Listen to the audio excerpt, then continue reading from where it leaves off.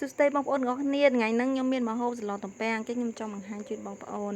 ដែលស្លទំពាំងដែលខ្ញុំស្លនោះមានស្លឹកងប់ហើយមានទំពាំងហើយមានស្អំហើយនឹងមានស្លឹកបាសផ្ទីហើយនឹងននោងបេះនៅក្រៅផ្ទះហ្នឹងហើយចឹងហើយខ្ញុំក៏យកមកស្លទំពាំងតែម្ដងទៅហើយមុនពេលដែលយើងដាក់ឆ្នាំងស្លហ្នឹងខ្ញុំបានបេះបន្លែបានធ្វើត្រីលាងទឹកឲ្យស្អាតហើយមុនយើងស្លត្រីក៏យើងអាចស្រុះសិនដែរនៅពេលដែលយើងដាក់ទឹកឆ្នាំដាំហ្នឹងខ្ញុំបានយកអង្ករទៅដាក់នៅលាងអង្ករដាក់ចូលក្នុងសម្លហ្នឹងបន្តិចហើយពេលពុះឡើងយើងដាំទំពាំងស្ងោរជាមួយគ្នាអង្ករឲ្យរីកបន្តិចទៅទើបយើងជ្រុំប្រហុកតទៅពេលយើងជ្រុំប្រហុកហើយយើងថែមគ្រឿង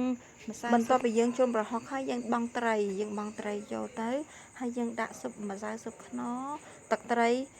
ស្ករបន្តិចទៅហើយយើងថែមសាច់ជ្រូក3ជាន់ហើយយើងច្រាំទុកម្ដងនឹងបន្ទាប់ពីយើងបង់គ្រឿងក្រៅដែលរសជាតិដែលយើងចង់បានហើយយើងថែមបន្លែបៃតងមួយទៀតមកគឺជាការស្រេច